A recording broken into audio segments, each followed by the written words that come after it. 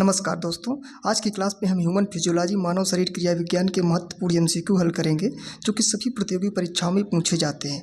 दोस्तों, इस क्लास की नोट्स हमारे टेलीग्राम चैनल में मिल जाएगी, आप वहां से डाउनलोड करके पढ़ सकते हैं। तो चलिए शुरू करते हैं। देखते हैं हम ह्यूमन फिजियोलॉजी के सर्वप्रथम से पहला चैप्टर डाइजेस्टिव सिस्टम के बारे में आज जो महत्वपूर्ण क्वेश्चन बन सकते हैं उसका अध्ययन करेंगे। तो पहला क्वेश्चन पूछ रहा है प्रोटीन पाचक एंजाइम की पहचान करना है। दिए गए 4 विकल्प हैं, उनमें से कौन सा ऐसा है जो प्रोटीन पाचक एंजाइम है? लाइपेज की, कोलेजन की, पेप्सिन की, एमाइलेज। तो इस क्वेश्चन का जो सही आंसर होगा वो पेप्सिन होगा। इसमें प्रोटीन पाचक एंजाइम पेप्सिन है। लेकिन आपको दोस्तों इससे एक कंसेप्ट क्या क्या है थोड़ा सा इसको देख लेते हैं कि लिपिड पाचक एंजाइम कौन कौन से होते हैं। जो जिन वसा का जो पाचन करते हैं वो एंजाइम होते हैं पैनक्रियाटिक लाइपेज, जिसको स्टियाप्सिन बोलते हैं, और इंटेस्टाइनल लाइपेज। ये दोनों यानी जो एंजाइम होते हैं ये लिपिड यानी वसा का पाचन करते हैं। इसको याद कैसे करेंगे? ला से लिपिड, तो ला से लाइपेज वाले जो एंजाइम होते हैं वो वसा का पाचन करते हैं, यानी लिपिड का जो पाचन करते हैं वो लाइपेज वाले एंजाइम होते हैं, ऐसे याद कर सकते हैं। दूसरा जो आपका प्रोटीन को पाचक एंजाइम होते हैं वो पेप्सिन, ट्रिप्सिन, कीमोट्रिप्सिन होते हैं। याद कैसे करेंगे? पा से प्रोटीन, पा से पेप्सिन, तो इसको तो याद कर लेंगे पेप्सिन, और सिन जिनमें लगा होता है, ऐसे आप तीनों को याद कर लीजिए। पेप्सिन, ट्रिप्सिन, कीमोट्रिप्सिन, ये प्रोटीन का एंजाइम होते हैं पाचन करने वाले। कार्बोहाइड्रेट का पाचन करने वाले एमाइज होते हैं जिनमें एमाइलेज लगा होता है, यानी सेल्युलरी एमाइलेज और पैनक्रियाटिक एमाइलेज, ये कार्बोहाइड्रेट का पाचन करने वाले हैं। और थोड़ा आपको और एडिशनल नॉलेज इस तरह से रखना पड़ेगा कि सेल्युलरी एमाइलेज को ही टाइलिन बोलते हैं, ठीक है। तो ये आपकी सारे अगर इतने सारे एंजाइम आप याद कर लेते हैं तो इस चैप्टर का काफ़ी ज़्यादातर क्वेश्चन आप करने में सक्षम हो जाएंगे, ठीक है। अगर बात आप देखते हैं इस क्वेश्चन का इस प्रकार से प्रोटीन पाचक एंजाइम का उत्तर क्या होगा? पेप्सिन हो गया। देखते हैं दोस्तों नेक्स्ट क्वेश्चन क्या है। जो दूसरा क्वेश्चन पूछ रहा है कि पेप्सिन जो है वो पेप्सिन बदल देता है किसको? स्टार्च को शर्करा में, कि प्रोटीन को पॉलीपेप्टाइड में, कि प्रोटीन को अमीनो एसिड में, कि वसा को वसा में। दोस्तों आपको बता दें कि जो प्रोटीन होता है वो मैक्रोमॉलिक्यूल होता है, वो टूटेगा पहले प्रोटीन आपका पेप्टाइड में, फिर पेप्टोन में, फिर पॉलीपेप्टाइड में, फिर इसके बाद अमीनो एसिड में। तो यहाँ पे जो सबसे जो उत्तर दिया हुआ ऑप्शन हमको मिल रहा है प्रोटीन को पॉलीपेप्टाइड में, इसका सही उत्तर हो जाएगा। आपको डाउट हो रहा है कि प्रोटीन को अमीनो एसिड में क्यों नहीं कह सकते? क्योंकि प्रोटीन पहले पॉलीपेप्टाइड में टूटेगा, इसके बाद जब पॉलीपेप्टाइड से फिर अमीनो एसिड में टूटेगा, इसलिए यहाँ पेप्सिन जो बदलेगा प्रोटीन को पहले पॉलीपेप्टाइड में बदलेगा, इसलिए उत्तर से सही होगा। नेक्स्ट क्वेश्चन की अगर बात करें, तीसरा क्वेश्चन पूछ रहा है कि जो पाचन क्रिया है इसमें प्रोटीन किस पदार्थ में बदल जाता है? वसा में, कि ग्लूकोज में, कि अमीनो एसिड में, कि शर्करा में? अभी आपको मैंने बताया था कि प्रोटीन जो है आपका फाइनली लास्ट में अमीनो एसिड में टूटता है, क्योंकि अमीनो एसिड से मिल करके ही प्रोटीन बना होता है, यानी प्रोटीन आपका पॉलीमर होता है और जो उसके मोनोमर होते हैं वो अमीनो एसिड होते हैं। तो प्रोटीन जो किस में बदलेगा? अमीनो एसिड में बदलेगा। नेक्स्ट क्वेश्चन की अगर बात करें, निम्नलिखित में से वह अंग जो है कौन सा है जो मानव शरीर को ग्लाइकोजन के रूप में कार्बोहाइड्रेट को इकट्ठा करता है?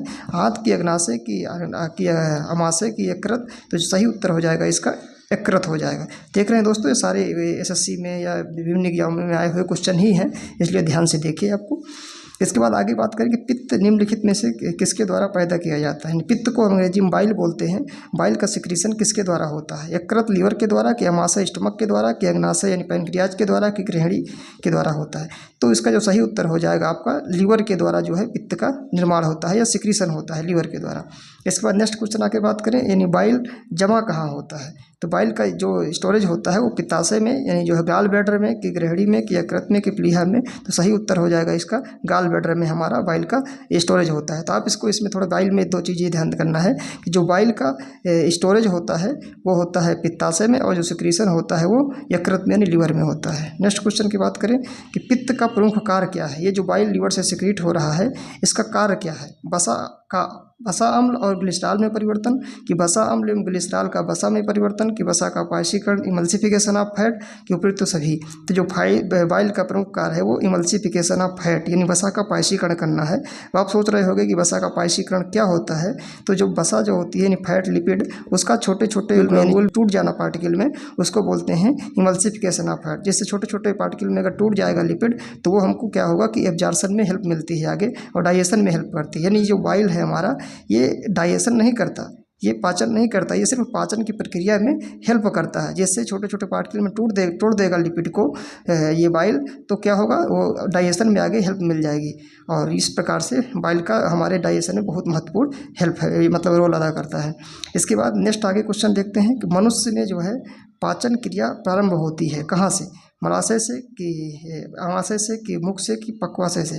तो सही उत्तर हो जाएगा मुख से। हमारी जो जैसे खाना मुंह से खाते हैं वहीं से हमारी पाचन क्रिया प्रारंभ हो जाती है। सिर्फ मुख से हमारा कार्बोहाइड्रेट का पाचन स्टार्ट होता है और वहीं से हमारी पाचन क्रिया प्रारंभ होती है, फिर आगे स्टमक में होती है, फिर आगे इंटेस्टाइन में होती है। इस प्रकार से आगे पाचन क्रिया प्रारंभ होती रहती, चलती रहती है, छोटी आंत बड़ी आंत आगे। नेक्स्ट क्वेश्चन देखते हैं कि मानव की जो पाचन नली है उस कितने फीट लंबी होती है। पाचन नली इन्हें पूछ रहा है आहार नाल जो होती है वो कितनी लंबी होती है, 16 की 18 की 22 की 32। तो सही उत्तर हो जाएगा 32 फीट हमारी लंबी होती है आहार नाल ह्यूमन की। नेक्स्ट क्वेश्चन की बात करें कि मुख में जो हमारा मंड होता है स्टार्च, यानी इसको कार्बोहाइड्रेट बोलते हैं, वो शर्करा में पाचन किसके द्वारा होता है। अभी बताया था आपको हमने कि जो शर्करा का पाचन होता है वो किसके द्वारा होता है, एमाइलेज के द्वारा कि टाइलिन के द्वारा, पेप्सिन के द्वारा कि लाइपेज। तो बताया था एमाइलेज रूट जिसमें लगा होता है वहाँ पे स्टार्च यानी शर्करा या कार्बोहाइड्रेट का पाचन होता है। तो सही उत्तर हो जाएगा इसका एमाइलेज सही हो जाएगा। नेक्स्ट क्वेश्चन की बात करें कि जो पाचन तंत्र का हिस्सा नहीं है, पाचन तंत्र यानी डाइजेस्टिव सिस्टम जो है उनमें बहुत सारे पार्ट होते हैं अलग अलग जो है, तो उनमें कौन से यकृत इन्वॉल्व होता है डाइजेस्टिव सिस्टम में, पित्ताशय, कार्निया, आंत, कौन सा मतलब ये पूछ रहा नहीं है। तो यकृत तो होता है, पित्ताशय भी होता है, आंत भी होती है, लेकिन कार्निया आँख का पार्ट है उसमें पाचन तंत्र से इसका कोई संबंध नहीं है। तो इसका जो प्रश्न का सही उत्तर हो जाएगा वो कार्निया हो जाएगा। नेक्स्ट क्वेश्चन की बात करें, नेक्स्ट क्वेश्चन पूछ रहा है कि मानव शरीर में उस एंजाइम का नाम बताइए जो कार्बोहाइड्रेट को तोड़ने में मदद करता है। कार्बोहाइड्रेट को पाचन एंजाइम अभी बताया था, क्या है देखिए, 4 ऑप्शन दिए गए हैं, प्रोटीएज की, लाइपेज की, पेप्टाइज की, एमाइलेज। फिर देखो वही क्वेश्चन बार बार पूछा जा रहा है, एमाइलेज जो है वो कार्बोहाइड्रेट पाचक एंजाइम होता है। नेक्स्ट क्वेश्चन की अगर बात करें कि दुग्ध प्रोटीन को पचाने वाला एंजाइम कौन सा है, तो दुग्ध प्रोटीन को पचाने वाला एंजाइम पेप्सिन है कि ट्रिप्सिन है कि रेनिन है कि इरेप्सिन है। इस क्वेश्चन का जो सही आंसर हो जाएगा वो रेनिन। रेनिन स्पेलिंग थोड़ा आपको दोस्तों रेनिन में ध्यान देना है। रेनिन RENNIN ये एंजाइम है जो दुग्ध प्रोटीन को पाचन करने में मदद करता है। अगर रेनिन उच्चारण का ही एक और मीनिंग होती है, RENIN होता है, जो जिसका मतलब ये एंजाइम और हार्मोन दोनों की तरह कार्य करता है। ये जो RENNIN वाला रेनिन है ये सिर्फ एंजाइम की तरह काम करता है, और RENNIN जो है ये एंजाइम और हार्मोन दोनों की तरह कार्य करता है। और ये क्या होता है, ये रेनिन ये जो है आपका किडनी से निकलता है, जो कि जब हमारा BP घटा होता है तभी निकलता है और उस BP को बढ़ा देता है। तो ये आपको थोड़ा सा रेनिन ध्यान देना है कि उच्चारण पढ़ने में दोनों का मतलब रेनिन ही बोला जाता है, लेकिन दोनों की स्पेलिंग अलग अलग होती है और दोनों का काम अलग अलग। कार से आपको कन्फ्यूज नहीं होना है। आप सारी जानकारी अगर यहाँ से हमारी बात को ध्यान से सुने होंगे तो आप जिस प्रकार से क्वेश्चन पूछेगा आप उसको हल करने में सक्षम होंगे। नेक्स्ट क्वेश्चन की अगर बात करें कि पाचन क्षेत्र में भोजन के साथ मिलने वाला पहला एंजाइम कौन सा है, तो कहाँ से हमारा जो पाचन है सबसे पहले मुख से स्टार्ट होता है। अब मुख से कौन सा एंजाइम पहले मतलब निकलता है, या हमारे लार से कौन सा लार ही निकलती है मुख से, तो उसमें कौन सा एंजाइम होता है, ट्रिप्सिन की, सेलुलोज की, पेप्सिन की, एमाइलेज। तो आप समझ पा रहे होंगे जो सेलिवरी एमाइलेज होता है वो मुख से निकलता है और ये कार्बोहाइड्रेट का पाचन करता है। तो हमारे यानी आप जो पूछा है ना मुख से कौन सा, यानी इस सबसे पहले भोजन के साथ मिलने वाला एंजाइम एमाइलेज हो जाएगा। नेक्स्ट क्वेश्चन की बात करें कि लार में कौन सा एंजाइम पाया जाता है, तो लार में टाइलिन की, रेनिन की, टेनिन की, रेजिन। तो जो सही उत्तर हो जाएगा टाइलिन। टाइलिन को ही सेलिवरी एमाइलेज कहते हैं जो हमारे सेलिवरी ग्लैंड यानी लार से निकलता है। नेक्स्ट क्वेश्चन की बात करें, पेट में भोजन को पचाने के लिए निम्नलिखित में से किसकी खास आवश्यकता होती है। जो आपका भोजन पेट में पचता है उसमें हवा की आवश्यकता होती है कि पानी की, कि एंजाइम की, कि खनिज की। जो उसका सही उत्तर हो जाएगा वो एंजाइम हो जाएगा। अब आप अगर बात करें, क्योंकि जो हमारे पाचन क्रिया होती है उससे पानी की भी आवश्यकता होती है, लेकिन क्योंकि ये सारी प्रक्रियाएं जो हाइड्रोलिसिस होती है, लेकिन हाइड्रोलिसिस जो होती है वेरी स्लो प्रोसेस में होती है। लेकिन अगर एंजाइम वहीं पे आ गए, प्रेजेंट हो गए, तो एंजाइम क्या करते हैं उस प्रक्रिया को, पाचन प्रक्रिया को तेज कर देते हैं। इसलिए जो पेट में जो पाचन करने के लिए जो खास आवश्यकता अगर पूछे तो एंजाइम की होती है, वरना आवश्यकता तो पानी की भी होती है। बिना पानी के आपकी पाचन क्रिया नहीं हो पाएगी, वो भी सही है। लेकिन इसमें अगर पूछे खास किसकी आवश्यकता होती है तो एंजाइम की होती है, क्योंकि एंजाइम क्या करता है, जो हाइड्रोलिसिस की प्रक्रिया होती है पाचन क्रिया उसको तेजी कर देता है। नेक्स्ट क्वेश्चन की बात करें, लार किसके पाचन में सहायक होती है। लार प्रोटीन की, स्टार्च की, फाइबर की वसा के। आपको बताया था कि लार में कार्बोहाइड्रेट यानी लार में सेल्युलर एमाइलेज निकलता है तो वो किसका पाचन करेगा, स्टार्च का पाचन करेगा। और लार मुख से निकलती है और इसमें सिर्फ मुख में कार्बोहाइड्रेट का पाचन होता है, प्रोटीन का और न्यूक्लिक एसिड और किसी का या जो फैट का हमारे मुख में पाचन नहीं होता। मुख में सिर्फ आपको याद रखना है कि कार्बोहाइड्रेट का पाचन होता है। जिन जिन भी फूड्स में कार्बोहाइड्रेट पाया जाता है उनका मुख से पाचन स्टार्ट हो जाएगा। नेक्स्ट क्वेश्चन की बात करें, मनुष्य की मुख गुहा में निम्नलिखित में से किसका पाचन प्रारंभ होता है? प्रोटीन का, कि वसा का, कार्बोहाइड्रेट का, इनमें से कोई नहीं। अभी आपको बताया था कार्बोहाइड्रेट का पाचन मुख से होता है। नेक्स्ट क्वेश्चन देखते हैं, मानव शरीर में भोजन का जो रक्त द्वारा अवशोषण है कहाँ सर्वाधिक होता है? ये बहुत महत्वपूर्ण क्वेश्चन हो जाता है। अगर पूछे कि भोजन का रक्त द्वारा अवशोषण सर्वाधिक कहाँ होता है, सर्वाधिक, तो सबसे इसका सही उत्तर हो जाएगा छोटी आंत, छोटी आंत। और आप देखो इसमें से क्या याद रख सकते हैं कि अगर मैक्सिमम डाइजेशन पूछे, यहाँ तो पूछा है मैक्सिमम एब्जॉर्प्शन, अगर मैक्सिमम डाइजेशन पूछे यानी सर्वाधिक पाचन कहाँ होता है तो भी छोटी आंत उत्तर होगा। पूछे कि सर्वाधिक एब्जॉर्प्शन कहाँ होता है तो भी छोटी आंत होगा। अब पूछे डाइजेशन कंप्लीशन यानी पाचन प्रक्रिया कहाँ पे पूरी तरीके से आपकी कंप्लीट हो जाती है तो भी छोटी आंत उत्तर होगा। आपको याद रखना है यहाँ पे कि तीनों में से कोई भी पूछे उन तीनों का उत्तर होगा छोटी आंत। मैक्सिमम डाइजेशन पूछे या डाइजेशन कंप्लीशन पूछे या मैक्सिमम एब्जॉर्प्शन पूछे, उत्तर होगा स्मॉल इंटेस्टाइन, छोटी आंत होगा। वहीं पे अगर पूछ लेता है छोटी, यही मैक्सिमम डाइजेशन और डाइजेशन कंप्लीशन पूछ रहा है ये कहाँ पे होता है और ये छोटी आंत उत्तर नहीं दिया है तो फिर वहाँ पे दिया होगा ड्यूडेनम दिया होगा, क्योंकि आपको पता होना चाहिए स्मॉल इंटेस्टाइन के ही 3 पार्ट होते हैं, ड्यूडेनम, जियोजेनम, इलियम। तो जो स्मॉल इंटेस्टाइन पहला पार्ट होता है ड्यूडेनम, वहीं पे आपका मैक्सिमम डाइजेशन होता है और डाइजेशन कंप्लीशन होता है। और जो तीसरा पार्ट होता है उसका इलियम, वहाँ पे मैक्सिमम एब्जॉर्प्शन हो जाता है छोटी आंत में। ये आपका थोड़ा सा यहाँ से बिल्कुल आपको क्लियर रखना है ये कंसेप्ट जितना बताया, कि अगर तीनों पार्ट में से कोई भी पूछ रहा है तो उसका उत्तर छोटी आंत होगा। लेकिन जब छोटी आंत नहीं दिया तब फिर ऑप्शन में इस मतलब छोटी आंत के पार्ट में उत्तर दिया होगा, तो आपको इन पार्ट याद रखना है, ड्यूडेनम, जियोजेनम, इलियम में से क्या दिया है, ये दोनों में से आप उत्तर दिया होगा। ठीक दोस्तों, देखते हैं नेक्स्ट क्वेश्चन। मानव शरीर में जो प्रोटीन का पाचन है निम्नलिखित में से किस अंग से प्रारंभ होता है? तो मुख से, कि यकृत से, कि छोटी आंत से, कि अमाशय से? इस मुख से तो आपका जो है कार्बोहाइड्रेट का पाचन प्रारंभ हो रहा था, और तो इसलिए इसका जो प्रोटीन का पाचन होता है आपका वो अमाशय से स्टार्ट हो जाता है, यानी स्टमक है जो है वहाँ से प्रोटीन का पाचन शुरू हो जाता है। तो इसका सही उत्तर होगा डी ऑप्शन सही होगा, अमाशय यानी स्टमक से प्रोटीन का पाचन प्रारंभ होता है। नेक्स्ट क्वेश्चन की बात करें कि निम्नलिखित में से कौन सी आहार नलिका है? बाल्य ग्रंथ, की कंठ नली, की महाधमनी, की ग्रास नली? तो जो आहार नलिका है वो आपकी ग्रास नली हो जाएगी। नेक्स्ट क्वेश्चन की बात करें कि पचे हुए भोजन में मौजूद विषैले पदार्थ का कौन सा अंग चूषण करता है? आपका जैसे भोजन पच गया उसमें से कुछ भी टॉक्सिक सब्सटेंस होते हैं, वो तो कौन सा अंग जो है चूषण करता है? अग्नाशय, की वृक्क, की यकृत, की अमाशय? यानी डिटॉक्सिफिकेशन कौन करता है यही पूछ रहा है, तो सही उत्तर हो जाएगा यकृत। जो आपको लीवर है जो भोजन में डिटॉक्स प्रेजेंट होते हैं उनका क्या करता है, डिटॉक्सिफिकेशन करता है, काम यकृत का होता है। नेक्स्ट क्वेश्चन की बात करें, अब दोस्तों आपके डाइजेशन सिस्टम के जो क्वेश्चन कंप्लीट होते हैं और हम जो स्केलेटल सिस्टम होता है, कंकाल तंत्र, उसके महत्वपूर्ण क्वेश्चन देखेंगे। पूछ रहा है निम्नलिखित में से कौन सी हड्डी मानव कान का भाग नहीं है?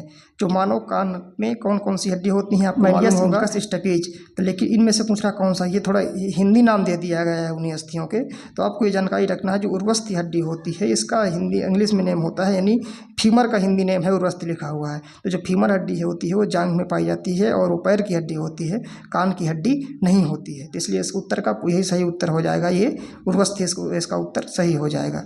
नेक्स्ट क्वेश्चन की बात करें, वृद्धावस्था में मनुष्य की हड्डियां क्यों कमज़ोर हो जाती हैं? पूछ रहा है जो जैसे जैसे ओल्ड एज आती है पर्सन की, उसकी हड्डियां क्यों कमज़ोर हो जाती हैं? आयोडीन की कमी से, कि लोहे की कमी से, कि कैल्शियम की कमी से, कि कोबाल्ट की कमी से? जो हड्डी होती है उनमें कैल्शियम पाया जाता है, इसलिए जैसे जैसे कैल्शियम की कमी हो जाएगी तो वृद्धावस्था में हड्डियाँ कमज़ोर हो जाएगी। नहीं तो इसका सही उत्तर हो जाएगा कैल्शियम की कमी से मनुष्य की हड्डियाँ कमज़ोर हो जाती है। नेक्स्ट क्वेश्चन की बात करें, अस्थि में कौन सा लवण सर्वाधिक मात्रा में पाया जाता है? कैल्शियम फास्फेट, की सोडियम क्लोराइड, की फेरिक नाइट्रेट, की मैग्नीशियम कार्बोनेट? तो सही उत्तर हो जाएगा कैल्शियम फास्फेट, क्योंकि हड्डियों में कैल्शियम के ही साल्ट पाए जाते हैं, कैल्शियम, इसलिए कैल्शियम फास्फेट इस प्रश्न का सही उत्तर हो जाएगा। नेक्स्ट क्वेश्चन की बात करें, अस्थियों एवं पेशियों को आपस में जोड़ता है? अस्थि यानी बोन को, और पेशी यानी जो है मसल्स को, जो है आपका बोन और जो मसल को जो आपस में जोड़ता है उसे क्या बोलते हैं? तो उसको बोलते हैं टेंडन बोलते हैं। दोस्तों आप अक्सर कंफ्यूज होते होंगे कि ये टेंडन किसको बोलते हैं और लिगामेंट किसको बोलते हैं। तो जहाँ पे बोन टू बोन लिगामेंट यानी एक टिक बनाया है हमने, बबली से आप बा से बोन, दूसरे बा से बोन, और तीसरा ली है जो उससे लिगामेंट, यानी जो बोन टू बोन जोड़े उसे लिगामेंट बोलते हैं। और जो बोन को यानी मसल से, यानी अस्थि को मसल से जोड़े। अब जो लिगामेंट के अलावा बचा क्या, टेंडन, तो जो बोन टू मसल जोड़े वो टेंडन हो जाएगा। यानी आपको एक याद रखना है कि जो बोन टू बोन जोड़े उसे लिगामेंट बोलते हैं, Babli, bone to bone ligament, Babli. तो अब जो बचा क्या, बोन टू मसल बचा, इसलिए उसको बोल देंगे टेंडन। इस प्रकार से आप कभी कन्फ्यूज नहीं होंगे। आप बस इसको एक शब्द याद रखना, बबली। तो इससे आपको जैसे आपको ये बबली याद रहेगा तो आपको दोनों क्लियर हो जाएंगे। ये तो क्लियर ही हो जाएगा, बोन टू बोन लिगामेंट, और बोन टू मसल टेंडन, वो भी क्लियर हो जाएगा। नेक्स्ट क्वेश्चन की बात करें कि मनुष्य के जीवन काल में कितने दांत 2 बार विकसित होते हैं। तो दांत कितने होते हैं, दांत तो 32 होते हैं, लेकिन ये पूछ रहा है कितने दांत 2 बार विकसित होते हैं, 4 की 12 की 20 की 28। तो जो इस प्रश्न का सही उत्तर हो जाएगा वो आपका हो जाएगा 20। यानी 20 दांत ऐसे होते हैं ह्यूमन में जो 2 बार उगते हैं। 2 बार मतलब एक बार उगते हैं, फिर झड़ जाते हैं, फिर इसके बाद निकलते हैं, तो वो ऐसे 20 दांत होते हैं। तो आपको यहाँ थोड़ा सा याद रखना ये चीज़ कि जो 32 दांत होते हैं उसमें 20 दांत जो होते हैं 2 बार उगते हैं। उनको अलग अलग नाम से पूछ लेगा, कभी तो पूछेगा 2 बार उगते हैं, कभी पूछेगा डाइफियोडंट कंडीशन, कभी पूछेगा मिल्क टीथ किन्हें कहते हैं, दुधवा दांत कितने होते हैं। दुधवा दांत वही पूछ, मतलब दूध एक बार निकलते हैं, जैसे दूध बिना छोड़ देता है तो फिर निकल, मतलब दोबारा निकलते हैं, इसलिए उन्हें बोलते हैं मिल्क टीथ। तो कौन डाइफियोडंट कितने होते हैं 20, कौन मिल्क टीथ कितने होते हैं 20। कहीं पूछ लेगा लैक्टियल टीथ कितने होते हैं, लैक्टोज सरक पाई जाती है ना दूध में, तो आप वहाँ से याद कर सकते हैं लैक्टियल टीथ 20 होते हैं। टेम्प्रोरी टीथ क्योंकि अस्थायी होते हैं, ये फिर गिर जाते हैं फिर जगते हैं, इसलिए इनको टेम्प्रोरी टीथ भी कहते हैं, इनको डिसिडियस टीथ भी कहते हैं। ये अलग अलग नाम से आपको पूछ सकता है कि diphyodont, milk teeth, lacteal teeth, temporary teeth, deciduous teeth कितने होते हैं। सभी का उत्तर 20 होगा। या 12 जो बच रहे हैं उनको क्या बोलते हैं, मोनोफियोडंट दांत कंडीशन बोलते हैं इनको, कि ये दांत सिर्फ एक बार उगते हैं, बस 2 बार नहीं उगते। अब 12 में से अगर पूछा जाए कौन कौन से कितने होते हैं, तो 8 प्रीमोलर होते हैं, 4 मोलर होते हैं। नेक्स्ट क्वेश्चन देखते हैं, मानव शरीर में पाचन का अधिकांश जो भाग है किस अंग में संपन्न होता है। अभी आपको एक क्वेश्चन हमने बता दिया था, जब कंसेप्ट बताया था कि सबसे ज़्यादा पाचन यानी जो है मैक्सिमम पाचन कहाँ होता है, तो उसका उत्तर था छोटी आंत था। ठीक है दोस्तों। नेक्स्ट क्वेश्चन की अगर बात करें कि मानव शरीर की सबसे लंबी हड्डी कौन सी है, तो सबसे लंबी हड्डी स्टेपीज है कि फिबुला है कि टिबिया है कि फीमर है, तो सही उत्तर हो जाएगा इसका फीमर। जो जांघ में पाई जाती है पैर की हड्डी है, ये सबसे लंबी शरीर की हड्डी होती है। नेक्स्ट क्वेश्चन की बात करें, नेक्स्ट क्वेश्चन पूछ रहा है कि कौन निम्नलिखित में से कौन मानव के पैर की हड्डी नहीं है। तो मानव के जो पैर के टिबिया नहीं है, कि ह्यूमरस नहीं है, कि फीमर नहीं है, कि फिबुला नहीं है, तो जो ह्यूमरस होती है हाथ की हड्डी होती है, ये हाथ की हड्डी नहीं है। नेक्स्ट क्वेश्चन आगे देखें कि ह्यूमरस अस्थि कहाँ पाई जाती है। तो जो ह्यूमरस अस्थि हमारे हाथ में पाई जाती है, तो हाथ के शब्द नहीं ऑप्शन में दिया है, क्या दिया है देखो, जांघ दिया है, पिंडली, ऊपरी भुजा, अगर भुजा, तो सही उत्तर हो जाएगा ऊपरी भुजा हो जाएगा। नेक्स्ट क्वेश्चन की अगर बात करें, मानव शरीर में सबसे बड़ी हड्डी कौन सी है, सबसे बड़ी हड्डी कौन सी है। अभी बताया था आपको सबसे बड़ी हड्डी होती है यानी जांघ में जो पाई जाती है फीमर हड्डी। देखो ऑप्शन में कहाँ दिया है, इनकस, कि स्टेपीज, की कान की हड्डी, की जांघ की हड्डी, तो सही उत्तर हो जाएगा इसका जांघ की हड्डी। जो फीमर होती है वो सबसे बड़ी हड्डी होती है। नेक्स्ट क्वेश्चन अगर बात करें, देखो टिबिया नामक हड्डी किस में पाई जाती है। टिबिया नामक जो हड्डी है, बोन है, वो किस में पाई जाती है, खोपड़ी में, कि टांग में, कि भुजा में, कि मुंह में, तो सही उत्तर हो जाएगा टांग, यानी पैर की हड्डी है जो टिबिया।